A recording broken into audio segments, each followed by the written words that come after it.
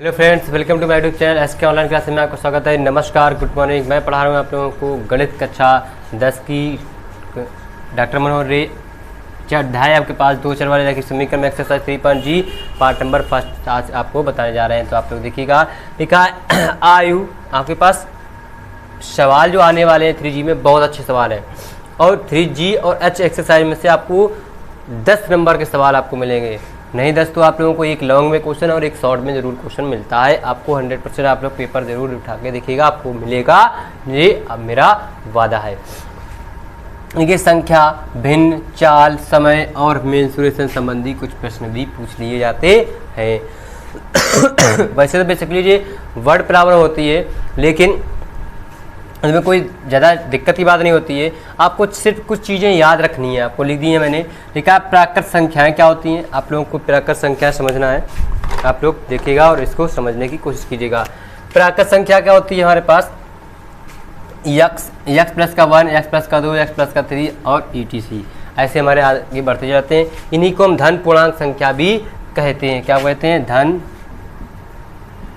पूर्णांक संख्या भी कहते हैं। ठीक। दूसरा आपके पास लिखा है कि प्राकृत क्रमागत विषम संख्याएं। जो विषम संख्या मतलब क्या होता है, 2x में विषम संख्या को ऐड कर देंगे आगे बढ़ाते हुए, हमारी विषम संख्या 2x plus 1, 2x plus 2, 2x plus 3, 2x plus 5 बन गई। फिर आती प्राकृत क्रमागत सम संख्या। देखिए ये विषम है, ये सम है। सेम वही 2x में से अब इसमें सम जोड़ेंगे। देखो जोड़ेंगे 2x plus 2, 2x plus 4, 2x plus 6 dot dot etc। फिर एक फार्मूला आपको होता है समकोण त्रिभुज का क्षेत्रफल। क्षेत्रफल कैसे निकालेंगे? 1/2 लंब गुणा क्या होता है? आधार। समकोण त्रिभुज हमारे पास ऐसे करके बनता है। ठीक। तो ऐसे में से ये हमारा लंब इसमें दोनों में कॉमन रहता है, कर्ण कॉमन रहता है, बस आधार भी हमारे पास कॉमन। तो यहाँ पे 1/2 लंब और आधार हो जाता है। फिर लिखा आपके पास आयत। आयत का क्षेत्रफल क्या होता है? लंबाई गुणा होता है हमारे पास चौड़ाई होता है। ये आपको पता होना चाहिए। आयत का परिमाप क्या होता है? 2 टाइम्स लंबाई प्लस चौड़ाई होती है। 2 का 2 प्लस कर देंगे लंबाई चौड़ाई। त्रिभुज का क्षेत्र कोण क्या होता है? त्रिभुज का कोण निकालने के लिए x प्लस का y प्लस जेड बराबर 180 डिग्री। जी आपको यूज होगा, फार्मूला आपको पता होना चाहिए सवाल में, अभी जब में आके मिलेंगे। फिर होता है चाल बराबर दूरी बटे समय। दूरी बराबर चाल इंटू समय और समय बराबर दूरी बटे चाल। इसमें से आपको एक कन्वर्जन होता है, जैसे लिखा है हमारे पास किलोमीटर पर हावर को अगर मीटर पर सेकंड में चेंज करेंगे तो कैसे करेंगे? तो जिसमें 1 किलोमीटर में 1000 मीटर होते हैं, 1 हावर में 3600 सेकंड होते हैं। तो ये हो गया हमारे पास मीटर पर सेकंड चेंज हो गया। अब इसको 0 से 0 कर जाएंगे। 5 दूना 10, 18 दूनी 36। तो 5 बटे अगर 18 से हम किलोमीटर पर सेकंड में अगर गुणा कर देंगे किलोमीटर पर हावर में, तो ये हमारे पास मीटर पर सेकंड बन जाएगा। और यही अगर 1 मीटर पर सेकंड में को हम किस में किलोमीटर में, तो 18/5 से गुणा कर देंगे, ये किलोमीटर पर क्या हावर बन जाएगा। सिर्फ इतना फ़र्क रहता है आपको साइन कन्वर्जन में। ये भी आपको पता होना चाहिए, थोड़ा सा इसके बारे में आपको नॉलेज होना चाहिए। तो ये आप लोग एक टेबल टाइप की बनी हुई है, फार्मूले मान लीजिए, इंपॉर्टेंट नोट्स बना लीजिए, क्योंकि आपको पहले ही सवाल में इन तीनों में से कोई एक यूज करना पड़ेगा। तो आप लोग उसको देख लीजिएगा, फिर आगे बढ़ते हैं। ओके, जल्दी से इसको नोट कीजिए, क्विक फास्ट, बहुत काम की चीज़ है ये आपके पास।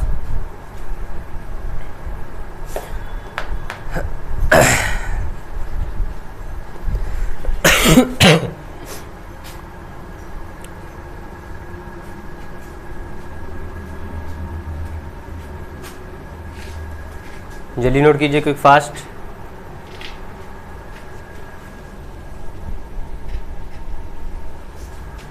थोड़ा सा पानी पी लेते हैं।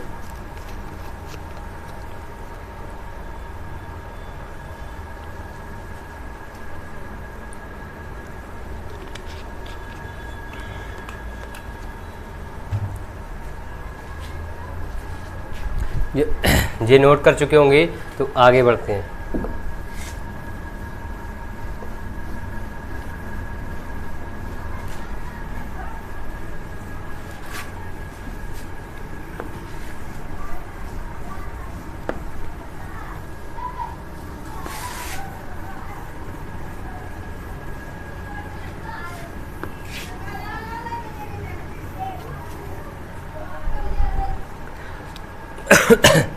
आप लोग एक चीज़ नोट में ज़रूर याद रखिएगा, नोट में जब कभी अगर सवाल में आपके बाद या पश्चात लिखा होगा तो उस पर हम साइन कौन से लेंगे, पॉजिटिव साइन लेंगे। पॉजिटिव मतलब धनात्मक, ठीक। और अगर आपके पास पहले या पूर्व लिखा होगा तो उसमें हम नेगेटिव साइन लेंगे, मतलब ऋणात्मक, ठीक। इसे आपको याद रखिएगा, बहुत इंपॉर्टेंट चीज़ आपको लिखा है ये। अगर सवाल में बाद या पश्चात लिखा है तो पॉजिटिव, पूर्व या पहले लिखा है तो नेगेटिव साइन लेंगे। इसको भी नोट कर लीजिए, नोट में उसी के नीचे। फिर आगे बढ़ते हैं, आपको क्वेश्चन बताते हैं, ठीक। अगर ये अच्छी लग रही हो, आपको कुछ नॉलेज मिल रहा हो तो आप लोग वीडियो को लाइक कर दीजिए। साथ ही साथ पहली बार देखे होंगे तो चैनल को सब्सक्राइब कर लीजिए और बेल आइकन को भी दबा दीजिएगा, जिससे आपको लेटेस्ट नोटिफिकेशन वीडियो आपके मोबाइल पर पहुंच जाएगी। और वीडियो को जल्दी से शेयर कर दीजिए, ठीक। अब बढ़ते हैं आगे अपने फर्स्ट नंबर क्वेश्चन की तरफ, रुख करते हैं क्वेश्चन नंबर फर्स्ट। अब देखिए क्वेश्चन नंबर फर्स्ट हम लिखने जा रहे हैं, आपको बहुत अच्छा सवाल है, किताब है हमारे पास, लिखा हुआ क्वेश्चन नंबर फर्स्ट। क्या लिखा है,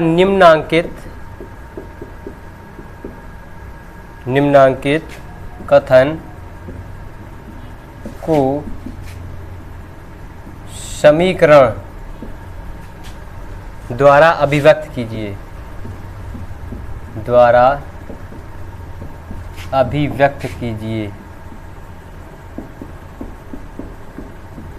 जी। आपके पास सवाल है, सवाल लिखा, एक पिता की आयु उसके पुत्र की आयु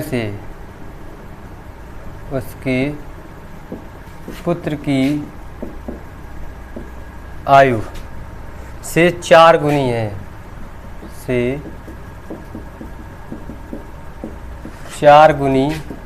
है, तो 7 वर्ष बाद,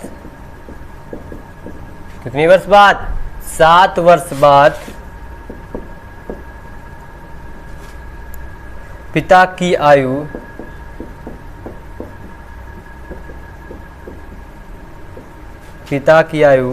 पुत्र की आयु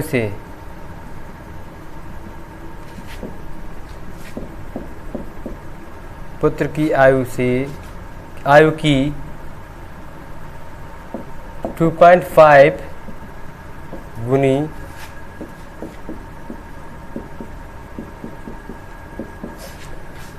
हो जाएगी। जी आपके पास सवाल दिया हुआ है, बहुत अच्छा सवाल है, आपको हम बताने जा रहे हैं, आप लोग देखिएगा। अब देखिए इस सवाल में आपको करना क्या है, सिर्फ क्या है, समीकरण को व्यक्त करना है। अब यहाँ पे हम लिखेंगे सॉल्यूशन में लिखेंगे। अब देखिए यहाँ पे एक पिता की उसके पुत्र की आयु से 4 गुनी है। अब हमको ना पिता की आयु पता है ना ही पुत्र की आयु है, तो 7 वर्ष बाद पिता की आयु पुत्र की आयु से कितनी है, 2.5 गुनी हो जाएगी। तो कैसे हो जाएगी ये आपको दिखाना है, दिखाएंगे। यहाँ लिखेंगे, पहले हमें जो चीज़ पता नहीं उसको लिख लेंगे। माना पुत्र की आयु कितनी है, x वर्ष है। जब पुत्र की x वर्ष है तो पिता की पुत्र से कितनी है, पिता की आयु कितनी है, 4 गुनी। कितनी गुनी है, पुत्र से 4 गुनी, तो यहाँ 4x वर्ष हो जाएंगे। अब प्रश्नानुसार,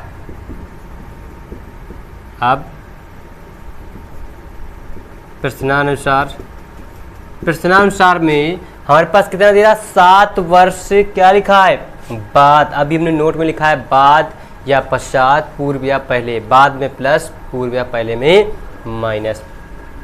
तो कितने वर्ष बाद, 7 वर्ष बाद।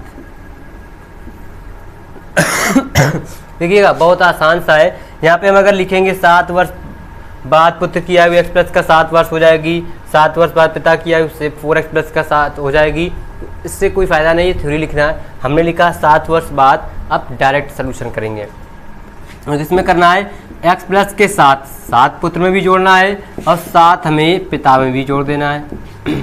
इन दोनों को बराबर कर लेंगे। अब कितने गुना है, हमारे पुत्र की आयु से पिता की आयु कितनी है, 2.5 गुनी है। तो यहाँ पे आ जाएंगे 2.5।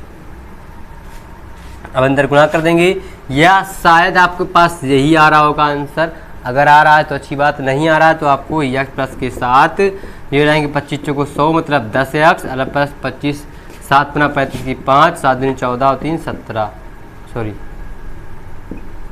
25 7 175 आपके पास ये भी आ सकता है। तो 10 इसको इस तरफ लाएंगे, इसको इस तरफ लाएंगे तो ये हमारे पास 10x प्लस के 17.5 माइनस के x माइनस के 7 बराबर 0 भी आ सकता है।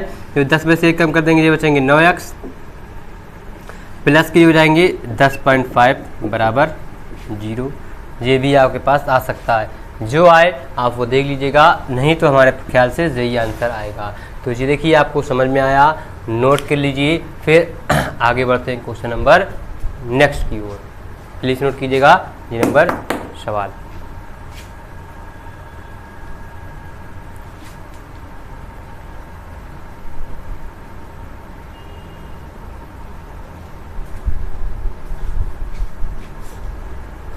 यहाँ लिखा है 7 वर्ष बाद पिता की आयु पुत्र की आयु से कितनी है। 1 मिनट रुक जाइएगा, थोड़ा सा गड़बड़ हो गया हमको लग रहा है सवाल। 7 वर्ष बाद है, हमने इधर उधर लिख दिया है। तो यहाँ पे हम लिखेंगे जी x प्लस 7 ये आ जाएगा 4। तो यहाँ पे आ जाएगा 4x प्लस के 7। आपके पास इक्वेशन 7 गलत हो जाएगी, ये बचेंगे हमारे पास इक्वेशन जी दे जाएंगे x प्लस के 25 7 175 हो जाएंगे। जी स्टेप लाएंगे तो हो जाएंगे 4x माइनस के 2.5x बराबर जाएंगे 17.5 माइनस 7। थोड़ा सा हल करना है, कोई बात नहीं, हो जाती, सॉरी मिस्टेक हो गई है। हम थोड़ा सा आप सोचे से ये वाले को इधर लिखा, वो वाले इधर लिखा है।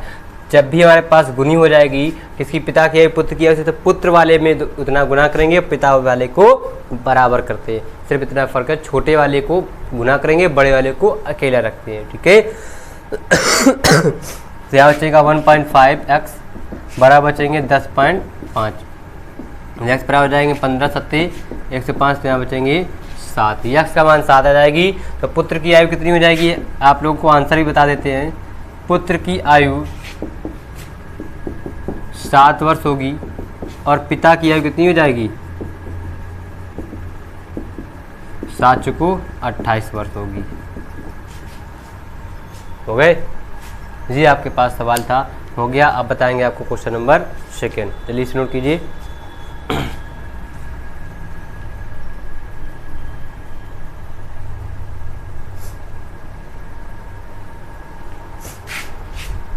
इसको रेस कर देते हैं।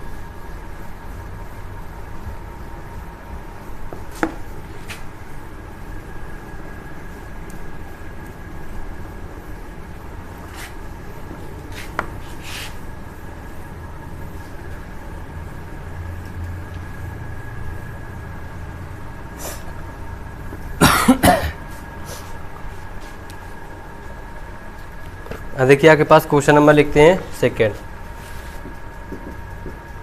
लिखा किसी भिन्न के अंश तथा हर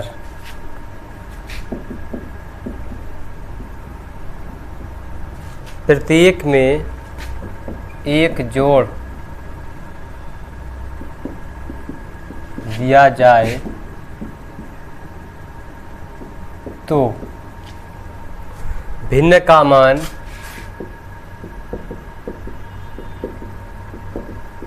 भिन्न का मान 5/6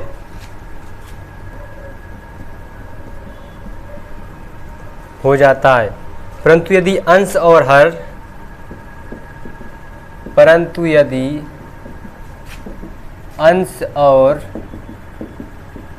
हर प्रत्येक में एक घटा दिया जाए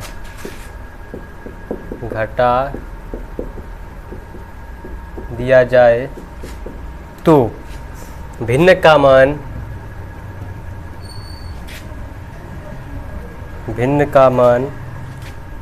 4/5 हो जाता है। तो युग्मत समीकरण बनाइए। तो युग्मत समीकरण बनाइए। जी आपके पास सवाल है, बहुत आसान है, सिर्फ और सिर्फ आपको समीकरण के फॉर्मेट में आपको बना के दिखाना है। तो लिखेंगे सॉल्यूशन, बहुत अच्छा है। अब हमें वो भिन्न नहीं पता है, हमने आपको भिन्न का एक अभी ऊपर लिखा था, भिन्न आयु संबंधित और मेंसुरेशन संबंधित प्रश्न। तो हमें भिन्न नहीं पता, तो यहाँ लिख लेंगे माना का वय भिन्न क्या है, x अपान y है। माना वय भिन्न क्या है, x अपान y है। तब किसी भिन्न जो भिन्न मानी उसके अंश और हर प्रत्येक में क्या एक जोड़ देंगे। तब लिखेंगे प्रश्नानुसार उस भिन्न में एक प्लस करेंगे और एक y में भी हम का अंश और हर में दोनों में +1 कर देंगे और बराबर कितना आ जाएगा 5/6। हमने एक कंडीशन अभी फॉलो करी है, जितना करा उसको हल कर लेंगे, इसका इस पे कैंची गुणा कर देंगे। तो जो 6x + के 6 बराबर 5y + के 5, ये सब ले आएंगे। 6x - के 5y बराबर 5 - के 6, तो 6x - के 5y बराबर -1। ये हमारे पास एक आ गई समीकरण, ठीक। अब स्टेप यहाँ पे प्रश्नानुसार में हमने स्टेप फर्स्ट बानी थी, अब स्टेप सेकेंड बना लेंगे।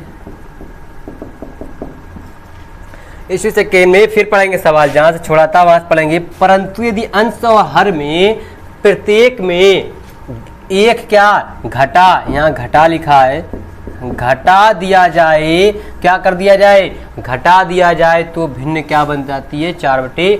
इसी भिन्न में अब अंश और हर में एक एक घटा देंगे, तो बराबर कितना बचेगा 4/5 बचाएगा, ठीक। अब इसका इस पे गुणा कर देंगे, मिल जाएंगे 5x - 5 4y - के 4। इसको इस तरफ जाएंगे 5x - के 4y बराबर -के 4, जो माइनस का उस तरफ जाएगा क्या जाएगा +के 5, तो ये जाएंगे 5x - के 4y बराबर 1। समीकरण हमारे पास ये हो गया दूसरा। हमको क्या करना, सिर्फ युग्मत समीकरण बनाना है, ना कि अभी उनका सॉल्यूशन नहीं करना है। सॉल्यूशन करना होगा तो वो भी अभी करेंगे। हमें युग्मत समीकरण यहाँ लिखेंगे, अतः युग्मत समीकरण। तो समीकरण क्या हो जाएंगे 6x - के 5y बराबर -1 और 5x - के 4y बराबर 1। जी हमारे पास आंसर हो गया, आप देख सकते हैं और इसको नोट कर सकते हैं, ठीक हो गया। बहुत अच्छा सवाल है, बहुत अच्छे क्वेश्चन है, आप लोग देख सकते हैं, कोई दिक्कत कोई परेशानी आपको नहीं होगी।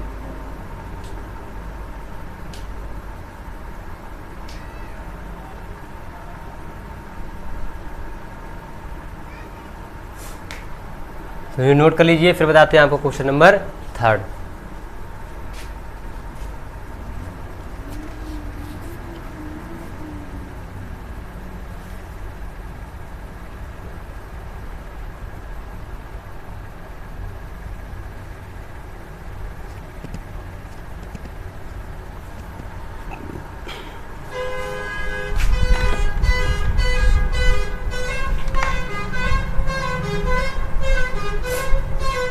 अब आगे देखेंगे सवाल नंबर 3।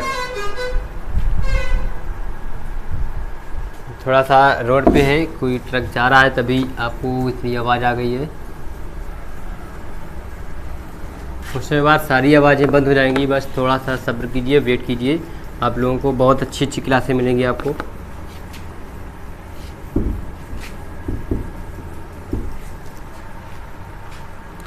देखिए क्वेश्चन आपको लिखते हैं, क्वेश्चन नंबर 3। 3 नंबर क्वेश्चन बहुत आसान है। दो संख्याओं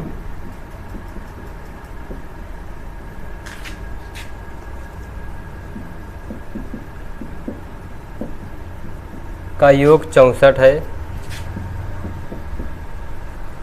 यदि उनमें एक संख्या यदि उनमें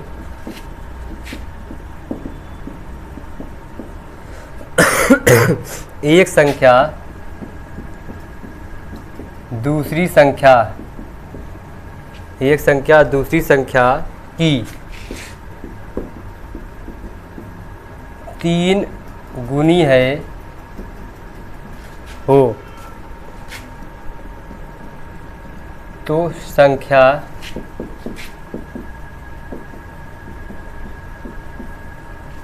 ज्ञात कीजिए। ये सवाल है, बहुत अच्छा सवाल है। आपको बस कुछ नहीं करना है, बहुत ही सिंपल सवाल है। बस थोड़ा सा सवाल को पढ़ना है और देखना है। लिखा हुआ है दो संख्याओं का योग 64। हमें दो संख्याएं पता नहीं है, लेकिन यदि उनमें एक संख्या दूसरी संख्या की कितनी है, 3 गुनी है। यहाँ लिख लेंगे माना क्या, माना पहली संख्या, माना पहली संख्या हमारे पास कितनी है, x है।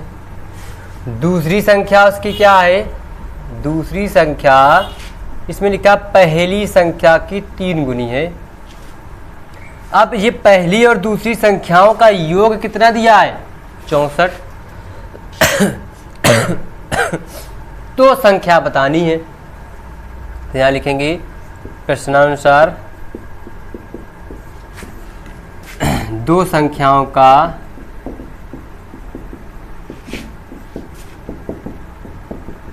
योग कितना है, 64। इन दोनों संख्याओं का x प्लस का 3x बराबर 64, तो 4x बराबर 64, 16 चौको होते हैं 64, तो x बराबर कितना आ गया। तो पहली संख्या है हमारे पास 16, दूसरी संख्या क्या हो जाएगी, 16 3 48। तो लिख लेंगे अतः तो वह संख्या, यहाँ अभिष्ट संख्या भी लिख सकते हो आप, हमारे पास क्या होगी 16। ये हो गया आपके पास क्वेश्चन नंबर 3। तो जी आज के लिए आपके पास क्वेश्चन नंबर 3, आपको इंट्रो बताने में टाइम लग गया। ये आपको 10 से 6 7 8 तक आपको सवाल बता दिए जाते, और थोड़ा सा तबीयत भी गड़बड़ है, लेकिन आपको वीडियो बनाए जा रहे हैं क्योंकि आप लोगों का गोला ना हो, आप लोग को क्लास डिस्टर्ब नहीं होनी चाहिए। इस वजह से हम डिस्टर्ब हो जाए कोई भी बात नहीं है।